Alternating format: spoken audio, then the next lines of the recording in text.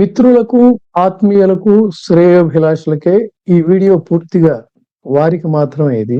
కారణం ఏంటంటే, మీ అందరికీ తెలుసు ఈ మధ్య నేను సోషల్ మీడియాలో జరుగుతున్నటువంటి అక్రమ అరెస్టులు కొంతమందిని బ్రూటల్‌గా అంటే చట్ట ప్రకారంగా వారిని కోర్టుకి ప్రవేశపెట్టకుండా పోలీసులు టార్చర్ చేయటం, ముఖ్యంగా ఆడపిల్లల్ని, వికలాంగుల్ని వీళ్ళని చూసి చెలించిపోయి, సరే మనకి 'అంకురం' సినిమాలో మా కవి మిత్రుడు సిరివెన్నెల గారు చెప్పినట్టుగా ఎవరో ఒకరు ఎప్పుడో అప్పుడు అన్నట్టుగా ఒక అడుగు ముందుకేయాలనే ఉద్దేశంతో మొత్తం ఒక బలమైనటువంటి ప్రభుత్వ వ్యవస్థ సగటు ప్రజలను భయభ్రాంతుల్ని చేస్తున్నటువంటి నేపథ్యంలో ఒక పబ్లిక్ ఇంట్రెస్ట్ లిటిగేషన్ వేయటం అనేటువంటిది జరిగింది. అయితే గమనించాల్సింది ఏంటంటే, ఈ కేసులో సరే మేము ఆశించిన రీతిలో ధర్మాసనం తీర్పు రాలేదు. కానీ ఇక్కడే గమనించాల్సింది ఏంటంటే, ఇది కేసు వేసే ముందు ఇక్కడ గమనించాల్సింది ఏంటంటే, ఫర్ ఎగ్జాంపుల్ మీకు ఒక ఉదాహరణ చెప్తాను. న్యాయ వ్యవస్థలో సుదీర్ఘకాలం పాటు ఉండి అనేకమైనటువంటి కేసుల్ని మేము డీల్ చేసాం. తర్వాత న్యాయవాదులు చాలా మంది నిత్యం అనేక కేసులు డీల్ చేస్తుంటారు.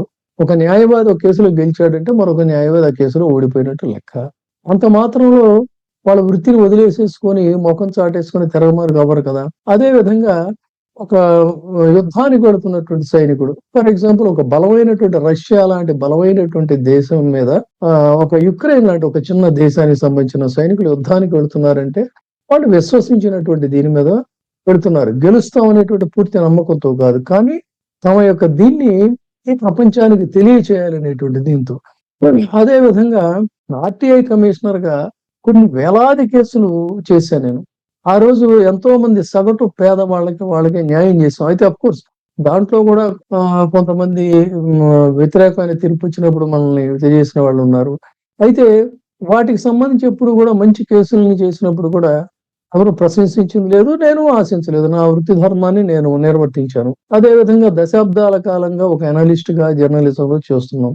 ఇక్కడ గమనించాల్సింది ఏంటంటే, ఈ రోజున ఉన్నటువంటి పరిస్థితి ఏంటి అన్నట్లయితే, బలమైనటువంటి రాజకీయ శక్తుల పునరేకీకరణ అనేటువంటిది ఆంధ్రప్రదేశ్ లో జరిగింది. అంటే ఒకప్పుడు నా ఎనాలిసిస్ కి శభాష్ అని మెచ్చుకున్నటువంటి శక్తులు, అదే విధంగా తెలుగుదేశం యొక్క పోకడలని తీవ్రంగా నిరసించినటువంటి వాళ్ళు, ఇలాంటి వాళ్ళంతా కూడా ఏమయ్యారు? ఇప్పుడు ఫర్ ఎగ్జాంపుల్ బీజేపీకి, టీడీపీకి ఒక దశలో పడలేదు. సాక్షాత్తు ప్రధానిని సైతం వాళ్ళు తిట్టినటువంటి పరిస్థితి.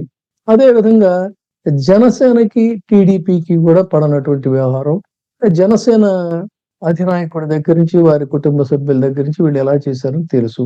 తదనంతర పరిణామం ఆ రోజున మన ఎనాలిసిస్ అన్నిటికీ కూడా విశేషమైనటువంటి ఆదరణ ఉండేది. తదనంతర పరిణామాల్లో ఏంటంటే, రాజకీయ శక్తుల పునరేకీకరణ అనేటువంటిది జరిగిన సందర్భంగా ఒక బలమైనటువంటి కూటమి ఈ రోజున అధికారంలోకి వచ్చింది. అయితే మరి నా వాయిస్‌లో మార్పు ఏమైనా వచ్చిందంటే, ఆ రోజు అదే రకమైన వాయిస్, ఈ రోజు అదే వాయిస్. కానీ ఆ రోజున అభిమానించినటువంటి వాళ్ళే ఇవాళ వ్యతిరేకంగా ఉండేటువంటి పరిస్థితి వచ్చింది. నాకున్నది ఏంటి అంటే కంటిన్యూస్ గా ఇంకా సోషల్ కాన్షియస్నెస్, అధోజగత్ సహోదరుల కోసం, అణగారిన ప్రజల కోసం మా తరఫున ప్రతినిధిగా ఉండడం, పెట్టుబడిదారీ వ్యవస్థలో, ఫ్యూడల్ వ్యవస్థల మీద మన యొక్క దీన్ని సరే నిరసించినటువంటి వాళ్ళు, వ్యతిరేకించేటువంటి వాళ్ళు వీళ్ళందరూ కూడా ఎప్పుడూ ఉంటూనే ఉంటారు. అయితే ఇక్కడ గమనించాల్సింది ఏంటంటే, ఈ జడ్జిమెంట్ వచ్చిన తర్వాత దీన్ని ఆసరాగా తీసుకున్నట్టే నా మీద మీకు గతంలో కూడా చెప్పా. ఈనాడు లాంటి ఒక పెద్ద పత్రికకి కింది స్థాయి నుంచి అంచెలంచెలుగా పైకి వచ్చిన నా మీద ఎప్పటి నుంచో ఆ పత్రిక విషం కక్కుతూనే ఉంది. ఆ ఫ్యూడల్ శక్తులన్నిటికీ కూడా మనం బోటాలో పైకి రావడం అనేటువంటిది సహజంగానే పడదు. కాబట్టి ఎప్పుడు దొరుకుతాడా అని చూస్తున్నారు.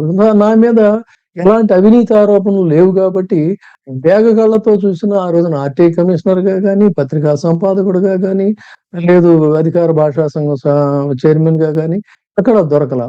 ఈ కేసు పబ్లిక్ ఇంట్రెస్ట్ పబ్లిక్ కోసం, నా కోసం కాదు, ఇది పబ్లిక్ కోసం వేసినప్పుడు ఏంటంటే ఇక్కడే జరిగింది. గతంలో ఇంకో మొదటి వీడియోలో కూడా చెప్పాను నేను.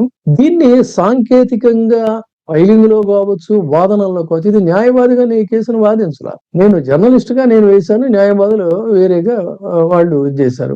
ఈ ప్రాసెస్ లో కూడా అవ్వచ్చు. నా ఉద్దేశం ఏంటి, ఇప్పుడే పైగా నా నేపథ్యం గాని, నా క్రమశిక్షణ గాని, నా వ్యవహారం గాని తెలిసినటువంటి వాళ్ళు ఎవరు కూడా నా మీద వేలెత్తి చూపించరు. ఏది ఆడపిల్లల మీద, మహిళల మీద అవాకులు చెవాకులు పేలే వాళ్ళకి నేను మద్దతు ఇస్తానా అనేటువంటి దాన్ని సహజంగానే చాలా మందికి నా గురించి తెలిసిన వాళ్ళకి తెలుసు. అది కాదు అక్కడ.